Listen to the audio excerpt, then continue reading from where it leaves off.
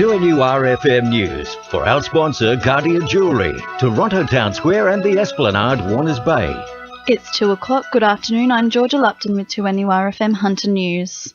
A man has been charged with intentionally lighting fire and resisting arrest after deliberately lighting a spate of fires across Belmont.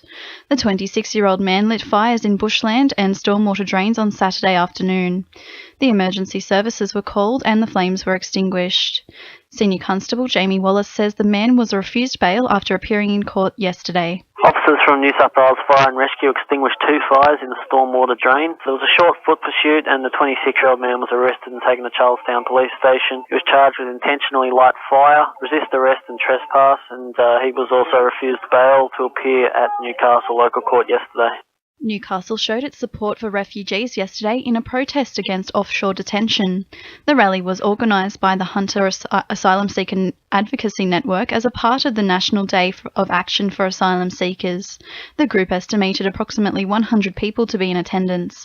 Nico Leaker from the Hunter Asylum Seeker Advocacy Network says the rally helped to reaffirm Newcastle as a refugee welcome town. It first declared itself that in 2004 and it reaffirmed itself as that this year. So it may have been, relatively small, I suppose, but it's part of a much larger voice overall.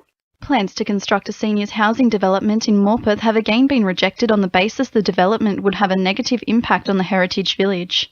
The decision to reject the proposal comes after Maitland City Council last month urged the Department of Planning and Environment to reject the plans because they were inconsistent with a range of government legislation. The development would have seen 40 hostel apartments, 200 villas and shared facilities be constructed in Duke Street. Police have had to shoot a dog which attacked them whilst responding to an incident at a Marks Point unit complex. The officers arrived to arrest the man for threatening a number of people with a compound bow and arrow when the dog ran out of the house attacking an officer and a police dog.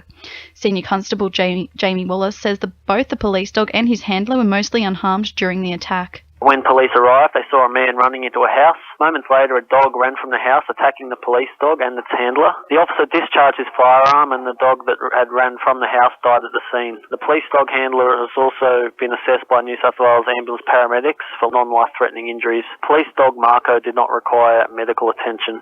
Newcastle will play host to the Design, Innovation and Growth Festival over the next 2 days. The festival, held at City Hall, will explore digital transformation and disruption in Hunter businesses.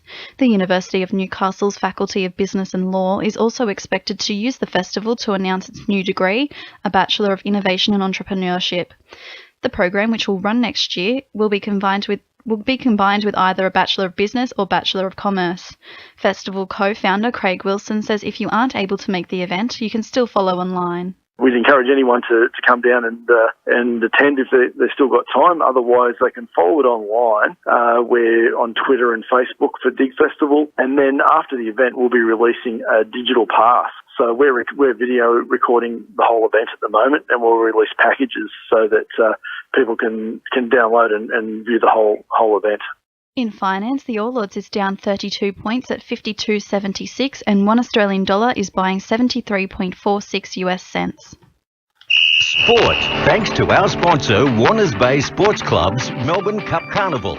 The Newcastle Jets have held on with 10 men to secure 3 points in the first game of the A-League season, with the Jets leading 2-1. Captain Nigel Bogard earned his second yellow card with 13 minutes remaining. Mark Briaghetti stayed strong in goal to defend the lead with the final score still 2-1. In local cricket, Grant Stewart has taken a hat-trick to lift University to a bonus point win over Hamilton Wickham. Stewart claimed 5 for 34, rolling Hamwicks for 109, well short of University's total of 178. The bonus point win lifted University to top spot on the ladder after just 2 rounds of action. And Philippa Anderson will be the third woman to compete in the second tier of the Men's World Surf League at the Matara Pro Surfing event in Merewether this weekend. Anderson will enter the Matara Pro after earning a spot in qualifying event on Friday. She'll join multiple world champions Lane Beachley and Carissa Moore, who've competed against the men in 2004 and 2011 respectively. That's Sport. I'm Annabelle Regan. 2NURFM news time is coming up to 2:05.